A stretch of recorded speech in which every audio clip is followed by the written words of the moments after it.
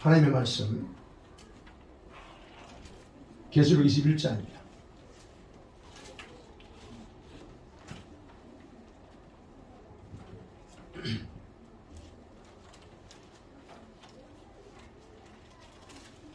계시록 21장 9절에서 27절입니다. 교독하겠습니다.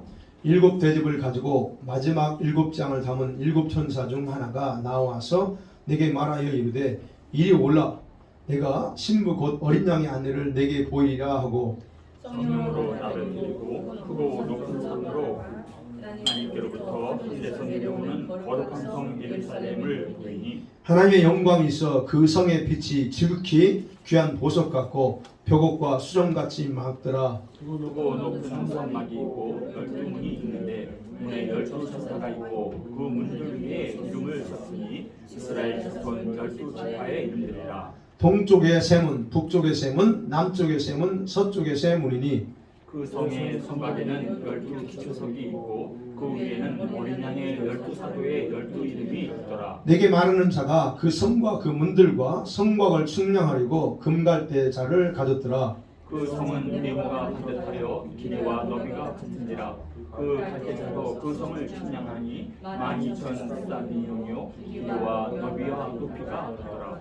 그 성곽을 측량하며 144 규빗이니 사람의 측량 곧 천사의 측량이라. 그 성곽은 벽으로 쌓였고 그 성은 정금인데 맑은 유리 같더라.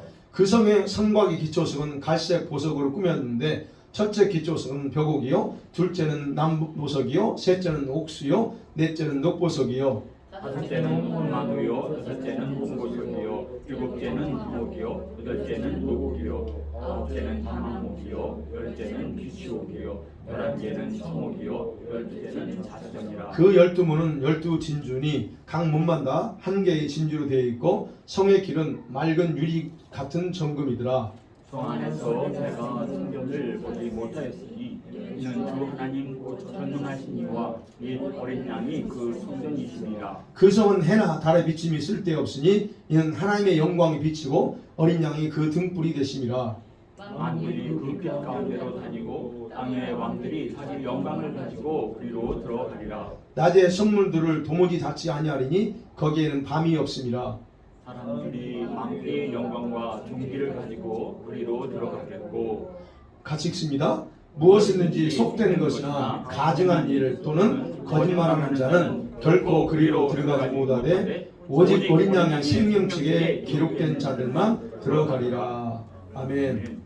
자, 오늘 말씀 가지고 어린 양의 신부 새 예루살렘이라는 제목으로 말씀 나눕니다. 자, 21장은 요한이 본 이 새하늘과 새 땅은 이전에 있었던 처음 땅, 처음 하늘, 바다가 없어지고 새롭게 생긴 그런 땅이라고 그랬습니다. 근데 그곳에 거룩한 성 새 예루살렘이 하늘에서 내려왔다 그랬습니다. 이제를 보니까 그런데 그 모습이 신부가 남편을 위해서 예쁘게 단장한 것 같더라라고 기록하고 있습니다. 자, 이 새하늘과 새 땅이 뭘 의미하느냐에 대해서 지난주에 제가 언급을 하지 않았지만 크게 두 가지로 해석을 해요. 학자들이요.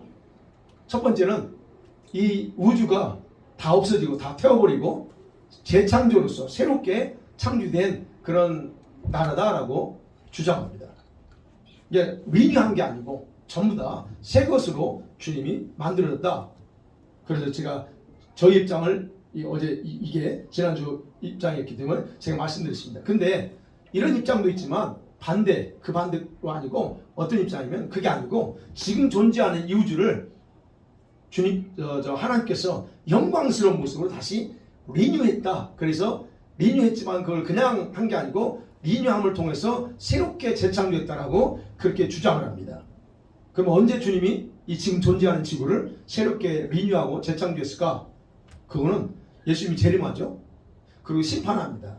그렇게 될 때 이 땅에 사람들이 하나도 살지 않게 돼요. 그때 하나님께서 그 순간에 하나님께서 이 땅을 갱신해서 새롭게 재창조했다라고 이제 그렇게 주장하는 학자들이 있습니다. 저는 두 번째가 아니고 첫 번째 다 소멸하고 새로운 물질로 하나님이 창조한 땅이고 하늘이다. 그래 지금의 땅과 다른 재료라고 지난주에 말씀드렸죠. 자, 이렇게 새롭게 창조된 하늘과 땅, 이거는 하나님, 영원하신 하나님께서 이 땅에 함께 사실 나라이기 때문에 굳이 지금 존재하는 이런 모습을 리뉴할 필요 없다라고 제가 말씀드리는 거예요. 여러분, 지금 하나님이 계시는, 지금요, 우리가 여기 있지만 지금 하나님이 계시는 영원한 저 천상의 나라는 사실은 영원 전부터 존재하는 그분의 영역입니다. 네. 그곳은 우리 사람의 생각으로 이해할 수 없어요. 전혀 차원이 다른 그런 영원 전부터 존재하는 어떤 하나님의 고유의 영역이에요. 그게 지금 우리가 말하는 천국 또는 그분이 계시는 그 영역, 그 나라라고 할 수 있어요. 그런데 이 새하늘과 새 땅은, 지금 21장에 등장한 이 새하늘과 새 땅은 하나님의 백성들이 같이 살아야 될 나라로 창조한 완벽한 하나님의 나라예요. 이걸 제가 천국이라고 표현했습니다. 그냥 간단하게 천국. 그래서 하나님의 보좌가 있는 지금 천상의 나라와 새하늘과 새 땅을 창조해서 나라는 분리되어 있어요. 정확하게 이해하셔야 돼요. 지금 아버지가 계시는 영역은 따로 있고, 지금 21장에 나온 새하늘과 새 땅을 통해서 창조한 하나님의 나라, 이 천국이라고 표현하는 이 나라는 분리됐는데, 근데 하나님께서 자기 백성들과 함께 살려고 자기 집을 이 땅으로, 즉 새하늘과 새 땅으로 이사 왔다라고 제가 말씀드렸어요. 그렇다고 해서 영원 전부터 존재했던 그런 하나님의 천상의 나라가 없어지느냐? 그건 아닙니다. 그래서 왜 이거를 생각하게 되면 2절과 10절 그렇게 돼 있잖아요. 거룩한 성새 예루살렘이 어디로부터 와요? 하나님께로부터 하늘에서 내려온다 그래요. 근데 그 하나님께로부터 어디냐 이게요? 지금 하나님이 계신 영역, 천상의 영역에서 내려오는 거예요. 네. 이것에 대해서 정확한 거는 예수님 재림하고 최후 심판이 끝난 후에 가보면 알아요. 그거는 우리가 여기까지. 그래서 이외에 2절과 10절을 우리가 이해하려면 제가 그래서 좀 더 보충 설명하는 거예요. 영역이 두 영역이 있었다는 거예요. 자, 첫 번째로 보면 오늘 새 예루살렘에 대한 해석을 보려고 합니다. 자, 그 새 예루살렘이 땅으로 내려왔어요. 하나님이 새롭게 재창조한 땅에. 그 하나님의 집이에요. 이건 이 하나님의 집인 예루살렘이 새 땅에 내려옴을 통해서 이제 뭐가 회복됐냐면 인간과의 관계가 다시 완전하게 회복됐다는 얘기예요. 지금은 하나님 우리 갖고 살고 싶어도 살지 못합니다. 에덴 동산을 창조하시고 하나님이 아담과 같이 살았지만 타락함을 통해서 살 수가 없었어요. 그래서 지금까지 그분은 우리가 살지 못합니다. 물론 지금은 성령을 통해서 우리 안에 계시지만 그러나 그분이 직접 우리와 함께 에덴 동산처럼 거닐고 할 수 있는 그런 걸 원하시지만 그럴 수 없다는 얘기예요. 근데 그거를 지금 완전히 회복했다는 얘기입니다. 그래서 그분이 내려오시는 거예요. 네. 자, 이런 광경을 보고 있는 가운데 이 마지막 7 대접 재앙을 가지고 있었던 그 7 천사 중 하나가 요한에게 다가와서 다음과 같이 말하죠. 이리 오라. 내가 너에게 어린 양의 아내를 보여줄게 라고 말합니다. 그리고 나서 10절에 성령이 그냥 그 말과 함께 성령에 이끌려서 요한을 어디로 데리고 가요? 높은 산으로 데리고 올라갑니다. 천국에 높은 산이 있어요. 네? 높은 산이 있다고 그래요? 높은 산을 데리고 올라갑니다. 그러면서 2절에서 보잖아요. 새 예루살렘 내려오는 거 봐. 근데 2절에서 본 건 저 멀리서 본 거예요. 그러니까 성이 얼마나 컸는지 얼마나큼 빛났는데 전혀 없어요. 그냥 뭐 성이 내려오는 것만 봤어요. 근데 지금 어떻게 해요? 더 가까이에서 마치 클로즈업에서 자세하게 보고 있다는 거예요. 그래서 10절 이하부터는 새 땅이 아니라 바로 하늘에서 내려온 예루살렘에 집중되어 있어요. 그리고 그 모양이 어떤가 아주 구체적으로 내용을 기록하고 있는 겁니다. 천사가 분명히 어린 양의 아내라고 말을 했어요. 근데 실제로 요한의 눈에 보이는 건 뭡니까? 사람이 아니에요. 건물입니다. 우리가 생각할 때 아내하면 사람을 생각하잖아요. 근데 사람이 아니에요. 건물이 내려옵니다. 그러면 거룩한 성 새 예루살렘이 신부가 아니에요. 우리가 보면 우리 상식으로는. 그런데 여러분, 이거 뭐냐면 어린 양과 결혼할 성도들이 살아갈 신부의 집을 보여준 거예요. 그러면 이 부분에서 좀 이따 구체적으로 설명합니다. 자, 그럼 이 거룩한 성 새 예루살렘의 실제일까요? 상징일까요? 여기서 이제 해석이 달라요. 그래서 제가 여쭤보는 거예요.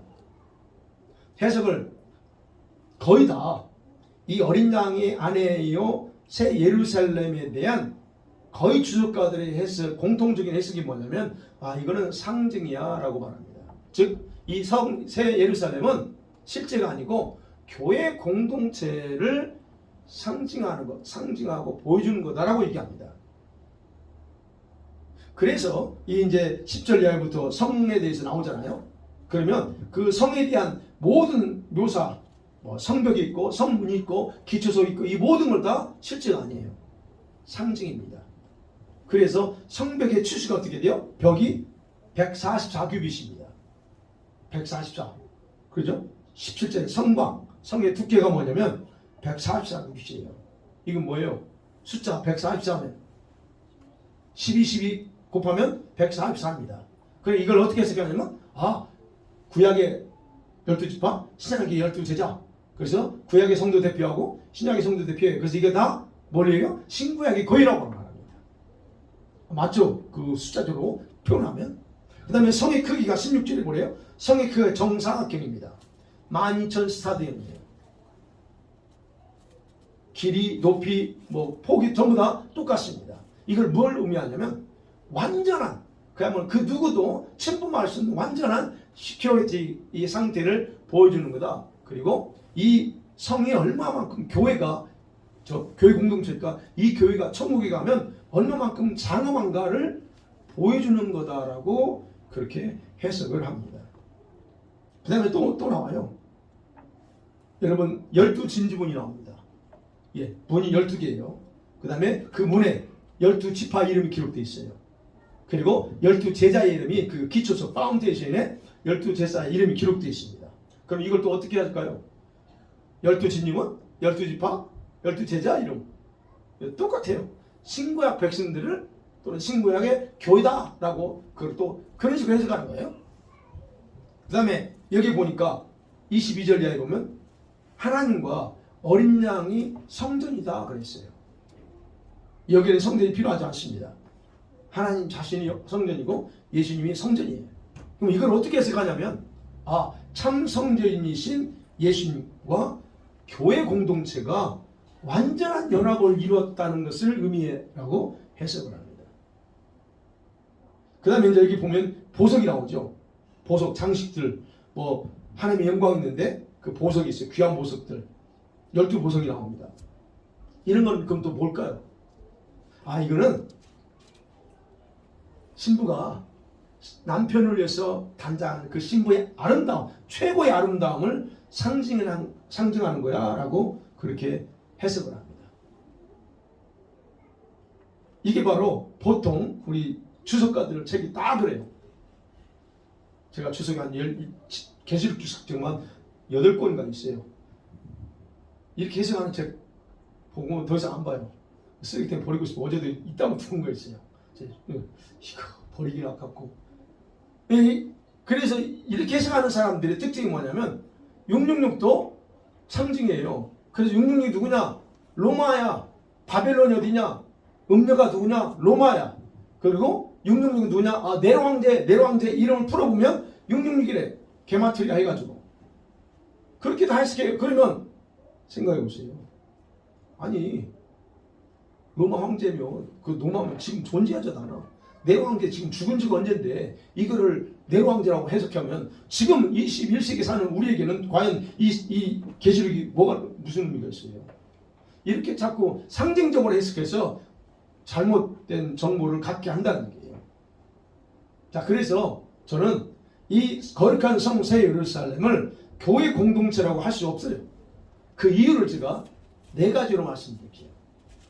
첫 번째는 분명히 성경이 말합니다. 이 예루살렘이 뭐라고 표현하냐면 거룩한 성이래요. 거룩한 성이라는 수식어를 붙였습니다. 여러분, 예루살렘 성은 성전의 기능을 갖고 있지 않다고 그랬어요. 그냥 성 자체라고 했어요. 뿐만 아니라 이 성의 특징을 보니까 11절에 하나님의 영광의 광채가 빛난다 그랬어요. 그러면 이게 교회의 공동체를 상징한다면 여러분, 천국에서 교회 공동체에게 하나님의 영광의 광채가 있을까요? 영광의 광채는 누구한테만 있어요? 오늘 나오잖아요. 하나님의 영광이 비쳐요. 오직 아버지께만 영광이 있어요. 그 광채가 있습니다. 그런데 우리 이게 교회 공동체면 교회 공동체가 영광의 광채가 있다고? 아니요, 그렇지 않습니다. 천국에서는 교회의 영광 광채가 있는 게 아니라 아버지가 사시는 그 예루살렘 성 안에 아버지가 계심으로 인해서 영광이 충만하게 넘치는 것 뿐이에요. 그리고 이 지역을 벗어나면, 성 밖을 벗어나면 점점점 희미해집니다. 여기는 빛이 아버지 영광으로 빛으로 가득하지만 우리가 흔히 알고 있는 낙원 이쪽 벗어나면 전혀 다른 지역이에요.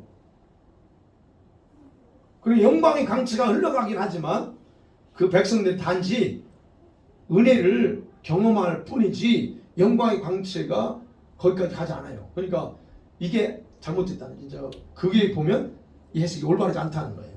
그 다음에 두 번째 보면 여러분, 성경에는 한 번도 예루살렘이라는 단어를 교회나 사람을 가리켜서 사용하지 않았습니다. 구약 성경에 예루살렘이 어떤 곳이라고 그랬죠? 우리가 흔히 아는 예루살렘 어떤 거예요? 하나님의 성전 있는 곳, 하나님의 집, 그런 의미예요. 예루살렘 하면. 네. 그리고 또는 하나님의 임재가 머무는 곳, 이게 예루살렘의 의미예요. 그런데 여기서 새 예루살렘이 교회라고 사용해 본 적이 없다는 거예요. 그 다음에 세 번째로 이 성새 예루살렘은 교회와 별개로 존재하는 겁니다. 같은 게 아니에요. 여러분, 교회 공동체가 누구죠? 여러분, 교회 공동체 누굽니까? 땅에서 구원받은 자들이에요. 그게 교회죠. 우리식으로 표현하면 즉 하나님 백성들이에요. 교회는 하나님 백성들입니다. 근데 그 하나님 백성들은 이미 3절에 보면 새하늘과 새 땅에서 하나님의 백성으로 존재해요. 내용 순수한 보면, 그래서 하나님이 그분이 인자하셔서 백성들의 눈에서 눈물 다 닦아줘요. 그러면 생각하겠죠? 이렇게 하나님 백성 따로 존재하는데 그것으로 또 다른 교회 공동체가 내려온다고? 말이 안 된다는 거예요. 이미 백성들은 존재, 교회 공동체는, 근데 거기 하늘에서 하나님으로부터 교회 공동체가 또 내려와요. 말이 안 된다 하는 얘기예요. 그 다음에 네 번째, 계시록 3장 12절에 보면 예수님께서 빌라델피아 교회에게 그렇게 이기는 자에 대해서 다음과 같은 약속의 말씀을 해요. 근데 그 말씀과 안 맞아요. 반대되는 말을 해요. 예수님 3장 12절에서 말합니다. 내가 이기는 자에게 내가 하나님의 이름과 하나님의 성, 곧 하늘에서 내려오는 거룩한 성 새 예루살렘의 이름과 나의 새 이름을 너 이마에 기록해 줄게 그랬습니다. 거기에 그러죠. 하늘에서 내려오는 새 예루살렘의 이름도 이마에 기록해 준대요. 그럼 이게 무슨 말일까요? 주님이 빌라델피아 교회에게 이기는 자들에게는 별도로 존재하는 새 예루살렘의 이름, 또 예수님의 새로운 이름을 기록하겠다는 말은 즉 새 멤버가 되게 하겠다는 것, 예루살렘의 멤버가 됐다는 것을 해주겠다는 얘기예요. 그럼 여기 이 거룩한 성에 누가 들어가요? 이기는 자가 들어가요. 그래서 7절 20장 7절 지난주에 봤죠? 이기는 자는 이것들을 상속받으리니 이랬어요. 이들이 바로 이기는 자, 이들이 내가 그들이 하나님이 되고 그들은 내 아들이 될 거야 라고 하는 거예요. 아무나 하지 않습니다. 이기는 자. 그러니까 이기는 자는 새 예루살렘 멤버예요. 네. 그 근데 이렇게 이기는 자들에게 이마에 교회 공동체라는 이름을 기록한다고? 그게 많지 않다는 얘기예요. 제가 말씀드려요. 자, 그러면 천국의 그런 영광스러운 모습, 아버지가 임재하신 그런 영광스러운 집을 가리켜서 교회 공동체라고 상징 해석하는 것은 성도들에게 잘못된 정보를 제공하는 그런 어떤 심각한 문제가 있어요. 여러분이 그런 설교를 들어보실 수도 있어요. 이렇게 해석하는 분들이 꽤 있거든요. 의외로 많습니다. 그래서 이렇게 해석하는 학자들이요, 21장과 22장이 나오는 그 영원한 천국 있잖아요. 그리고 아버지의 보좌, 이게 실제가 아니라고 그래요. 상징이야. 이런 모습일까요? 이런 식으로만 상징으로 해석해요. 그러면 상징이라고 보면 저와 여러분이 가야 될 천국, 아버지의 집은 신비에 가려져 있어요. 도대체 그 집이 어디야? 천국이 안 보여요. 이 상징이니까. 아, 이렇게 아름다운가 보다. 이렇게만 생각하죠. 그런데 여기서는 그게 아닙니다. 진짜 영원한 천국이 이렇게 생겼다는 걸 보여주는 거예요. 그럼 우리가 생각했죠.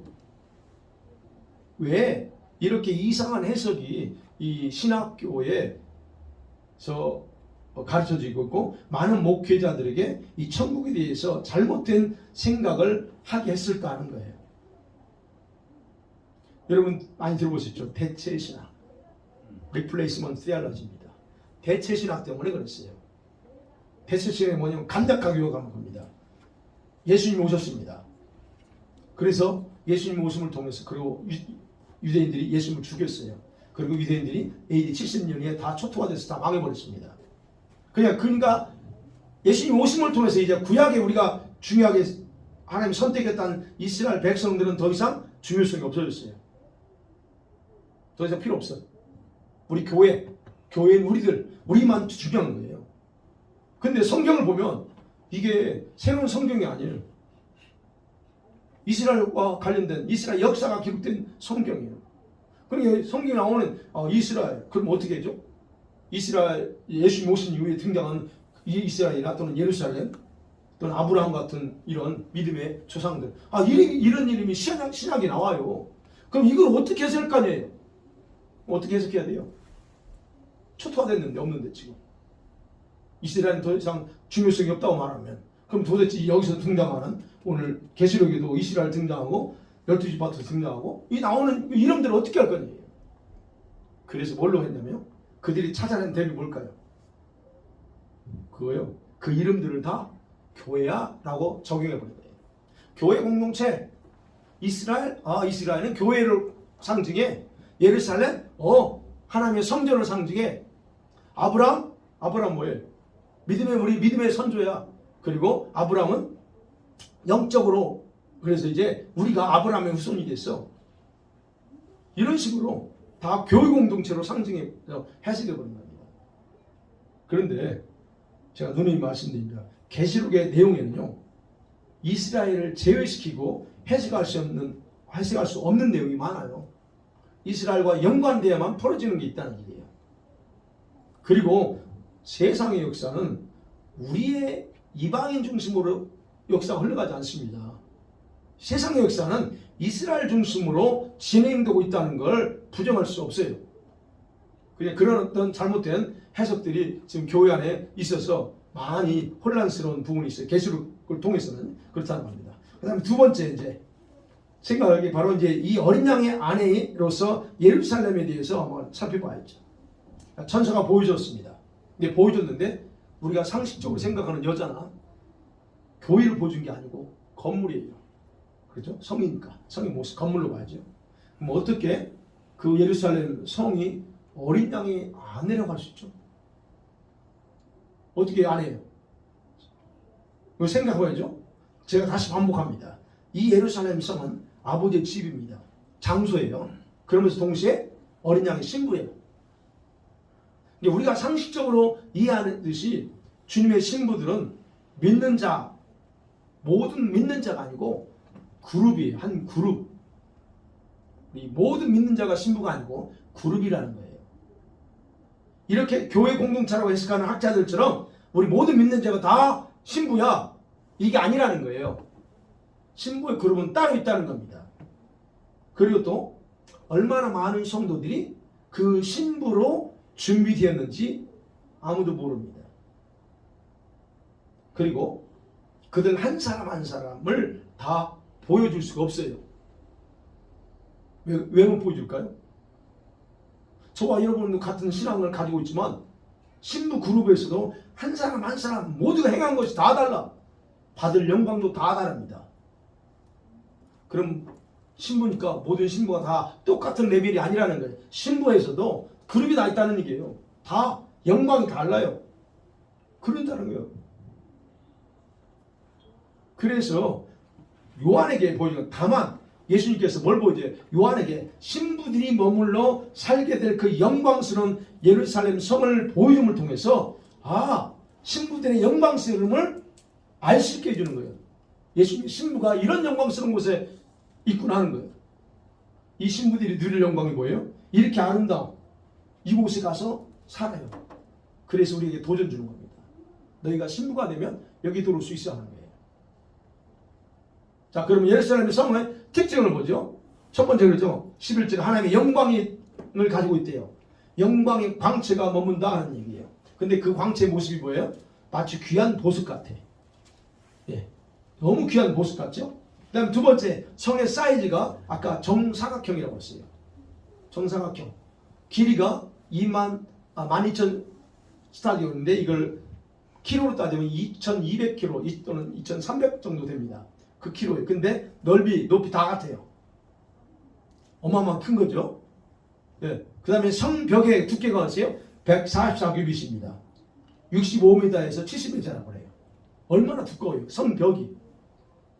그 다음에 성 전부는 다 정금과 맑은 유리와 다 같대요. 예. 그 다음에 성벽이 있죠. 저 성벽은 모두 벽옥이야.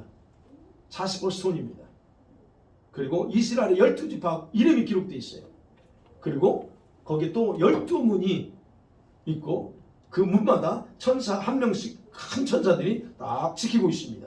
그러니까 아무도 못 들어가요. 천사가 딱 지키고 있기 때문에. 그리고 이 진주문, 문 12문이 다 진주다라고 그래서 진주문이라고 그랬습니다.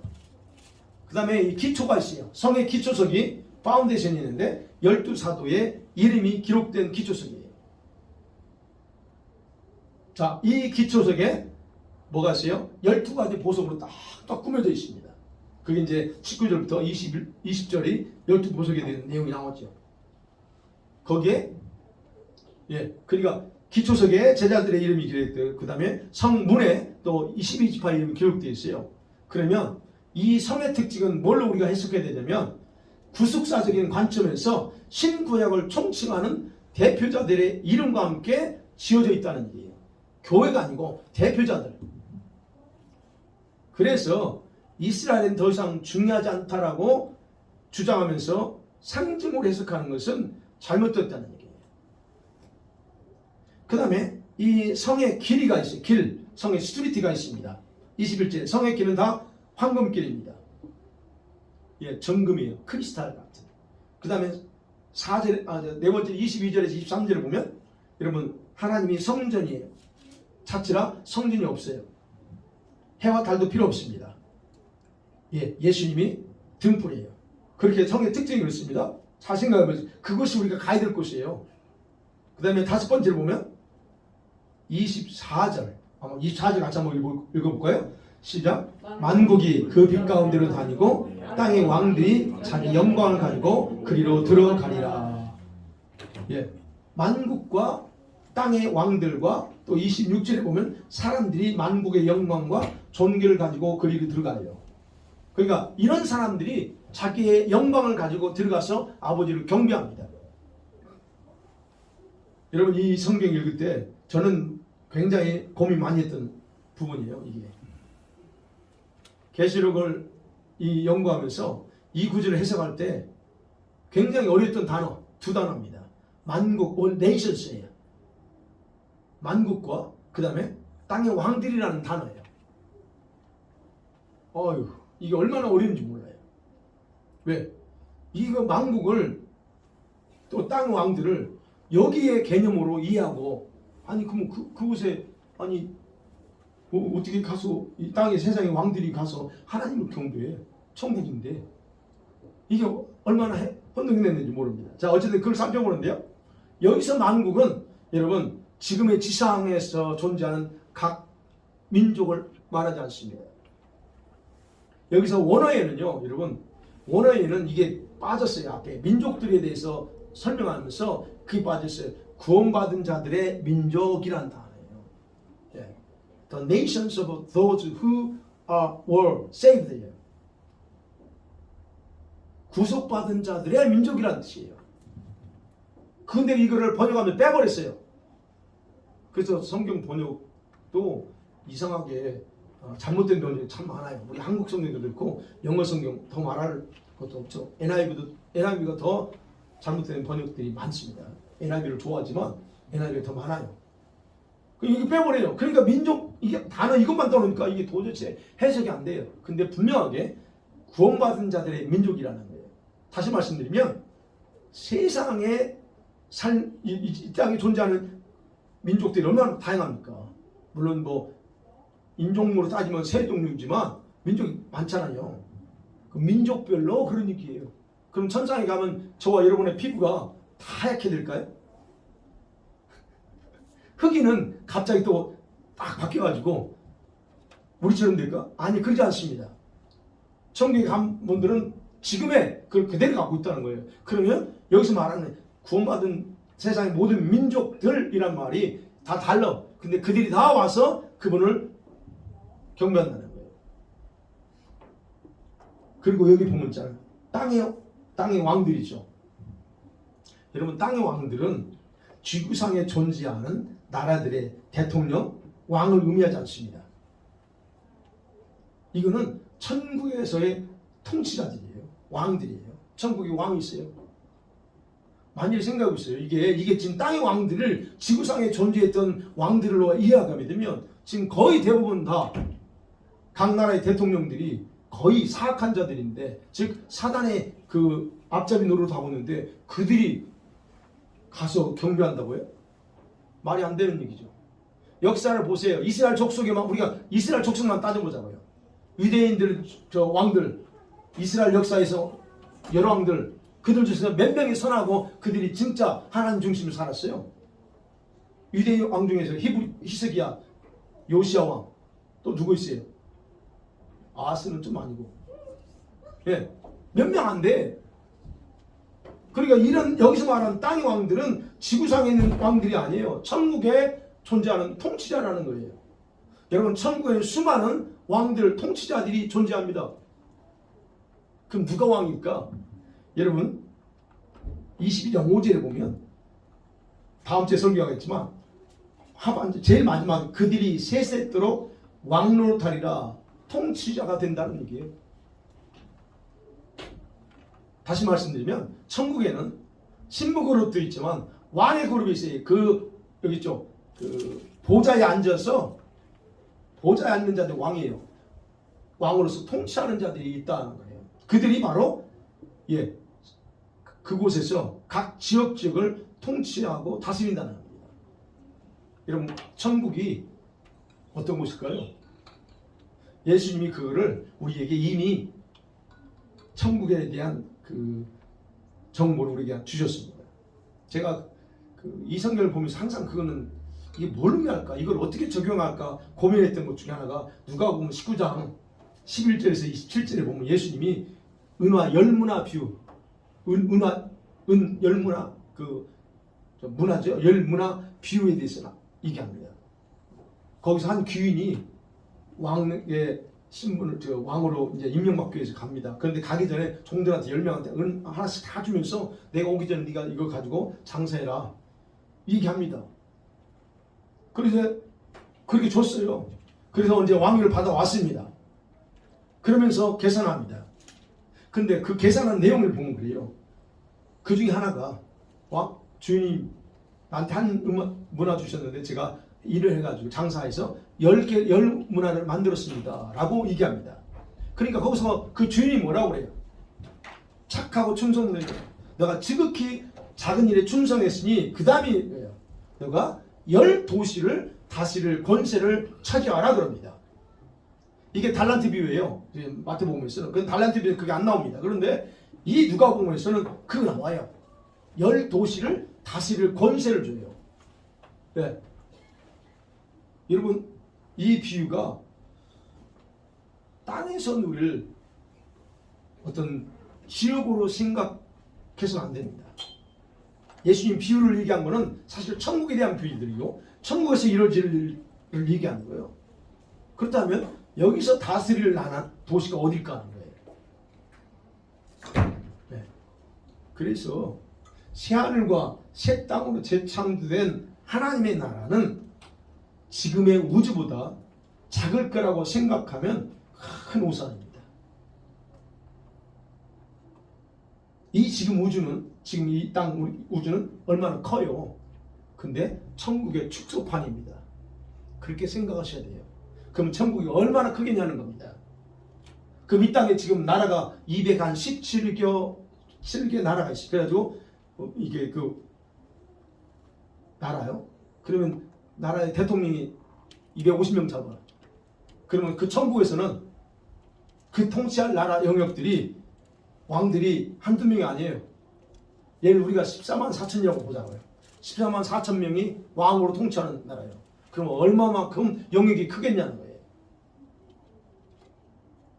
그러니까 여러분 천국에도 수많은 영역이 있고 행성들이 존재하고 거기서도 다스릴 자들이 무수히 많다는 얘기예요. 그래서 그들을 가리켜서 땅의 왕들이라고 표현하는 겁니다. 왜요? 그들이 다스리는 지역이 천국의 땅이죠. 자, 그래서 그 부분에 대해서 그렇게 이해하시죠. 그 다음에 6번째 보면 천국 이 예루살렘 특징이 뭐냐면 성문은 닫지 않습니다. 항상 열어놓습니다. 25제. 왜요? 밤이 존재하지 않기 때문에 열어놓는데요. 근데 멀리서 보면 성이 닫혀 있는 것 같아요. 그런데 가까이서 보면 항상 열려 있어요. 그 대신 아까 말씀드린 7번째 특징이 27제. 아무나 못 들어가. 이 성에는 들어갈 권세를 가진 자들만 자유롭게 들어갈 수 있다라고 말합니다. 들어가고 싶어도 못 들어가요. 누가 서 있기 때문에 그 어마어마한 큰 천사가 딱 버티고 서 있습니다. 성문직이에요. 천사가. 아무나 못 들어가요. 여러분 그래서 여기서 말합니다. 이게 누가 들어가느냐? 이 27절 그랬죠? 어린 양의 생명책에 기록된 자들만 들어간다. 그 다음에 지금 땅에 사는 동안 자기 두루마기를 회개하면서 두루마기를 빠는 삶을 살았던 자들 그들만 들어간대요. 14절에 이 22장 14절에 있죠? 자기 두루마기를 빠는 자들은 복이 있으니 이는 그들이 생명나무에 나아가며 문들을 통하여 성에 들어갈 권세를 받으려 하며 성에 들어갈 권세, 이 권세가 있어야 돼요. 그러니까 여러분 아무나 못 들어가고 아무나 그 생명나무 열매 먹지 못합니다. 천국은 천국인데 못 가요 아무데나. 자 그럼 근데 이곳에 들어가지 못하는 자들에서 세 가지로 소개하고 있어요. 27절 그러면서 맞추는 거죠. 속된 것, 가증한 것, 거짓된 것. 이것을 자기 심령 가운데 두고 사는 자들은 못 들어간대요. 안 들여보내준대요. 자, 그럼 이 부분에서 설명할게요. 이 속된 것이 뭘까 하는 거예요. 여러분, 이 속된 것은 헬라어로 그 원어를 보니까 조롱하는 것, 모독하다는 뜻이에요. 헬라어로는. 그러면 분명한 것은 여기서 속된 것, 가증한 것은 도대체 누구를 속되게 하고 누가 가증하게 하는 게 언급은 없어요. 그럼 우리가 생각할 거는 여러분 하나님의 거룩한 구원을 받은 자기 자신을 스스로 바보가 되게 하고 하는 것 그 자체가 조롱하는 것, 자기 자신을 조롱시키는 것, 자기가 자기를 조롱시킵니다. 자기가 자신을 모독시키는 것, 이게 바로 속된 거라는 거예요. 이 부분에 대해서 제가 어느 목사님이 쓴 책에서 주님과의 대화 속에서 쓴 책에서 이 말씀은 21장 이 영원한 천국에 대한 글을 쓰시면서 그분이 주님이 이렇게 설명한 거 있었어요. 속된 게 뭡니까? 가증한 게 뭐고요?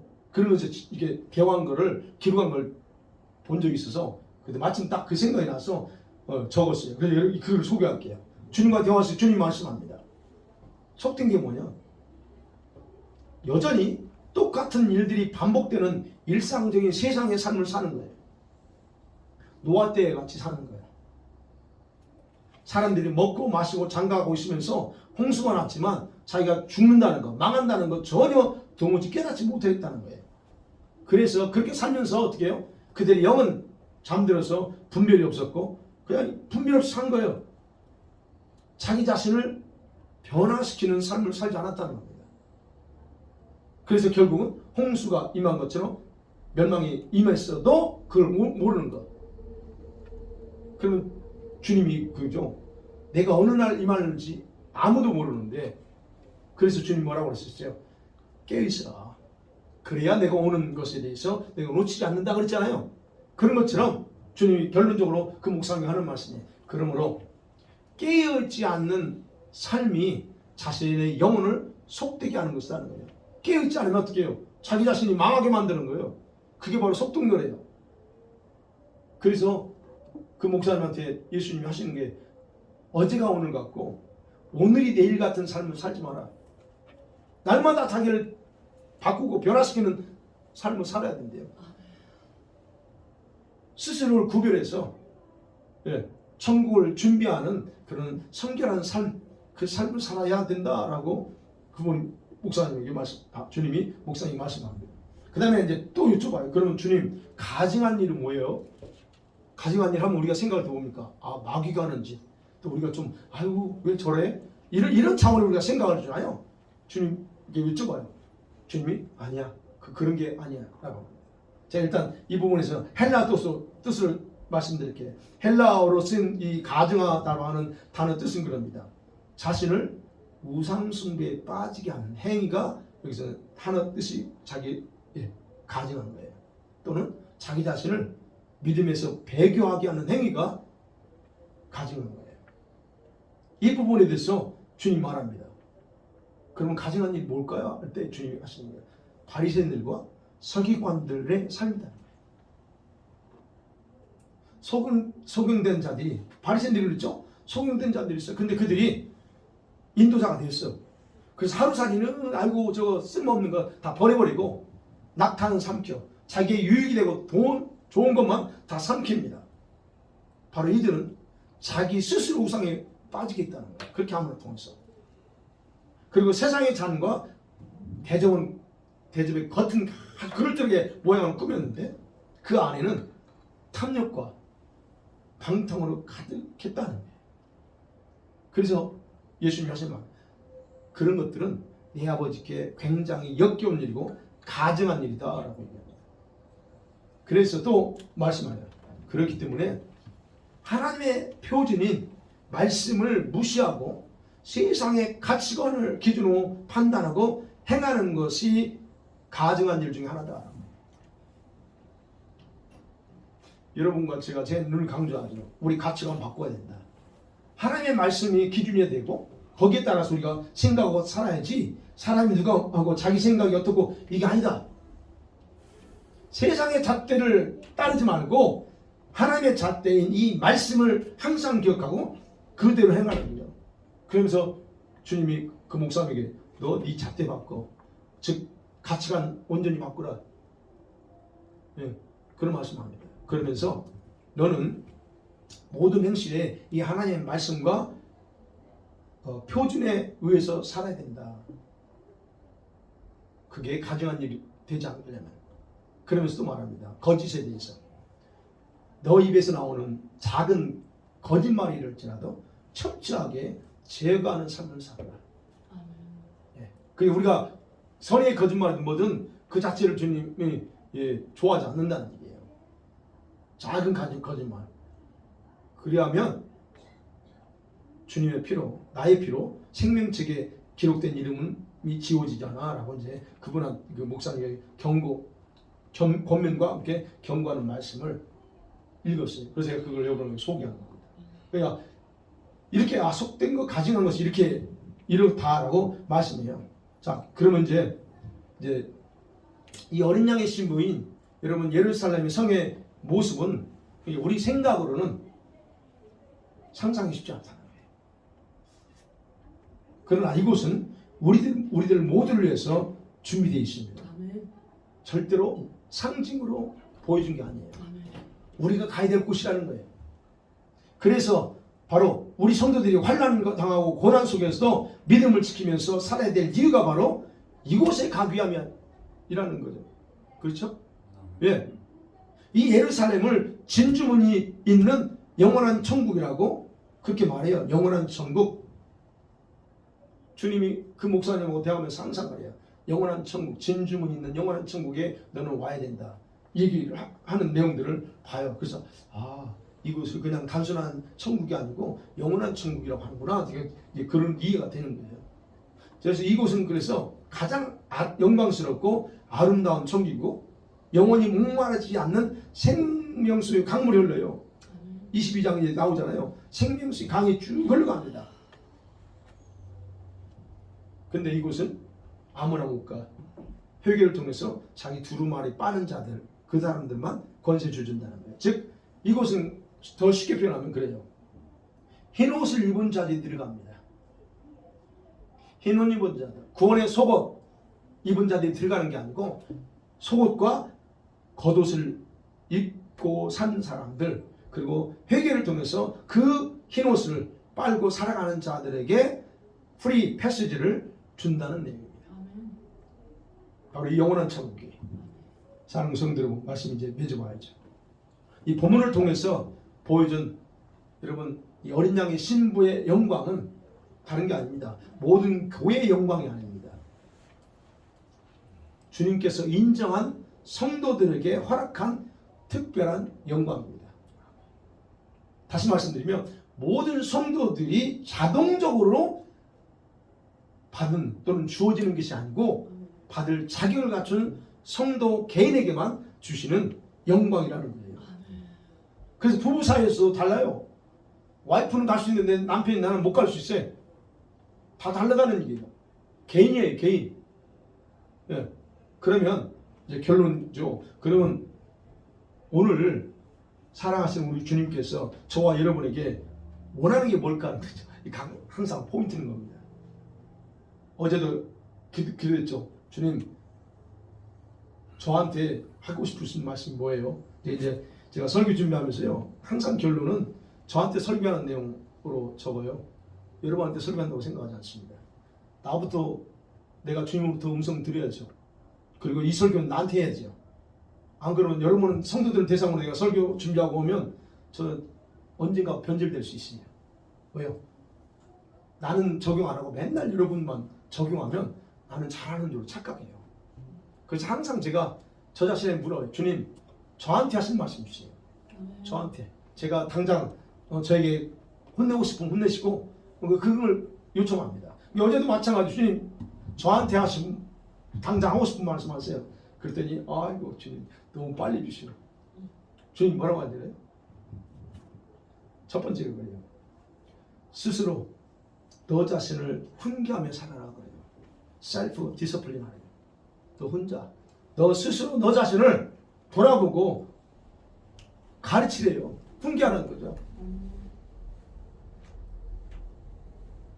나의 현재 영적인 상태가 어떤지, 내 생활은 지금 거룩한지, 주님의 눈에 지금 내 삶이, 내 모든 행동이나 말하는 거나 생각하는 것이 아름다운지 살피고 훈계하래요.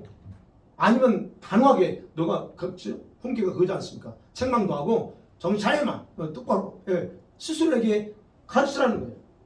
요즘 너가 주로 추구하고 있는 게 뭐냐? 도대체 요즘 너 뭐에 정신 팔고 있냐는 거예요.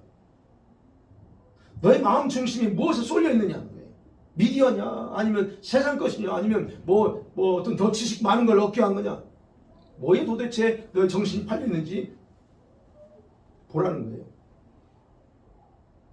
내 마음을 기쁘게 하지 못하는 것들 하고 있으면서 그걸 모르고 그냥 하고 있는지, 너의 영혼에 해악이 되는 것들 이런 거 다 돌아서라. 그래야 네가 산다는 거예요. 제가 정신 번쩍 들었죠. 아이고 주님. 예, 그러면서 그런 말씀이에요. 내가 너를, 김 목사예요, 내가 너를 주시하고 있음을 기억하고 이 말씀으로 너 자신을 가르쳐. 그러면서 그런 말씀하세요. 내가 너의 마음에서 올라오는 생각을 주고 그것으로 사용해서 너희가 일하고 있어요.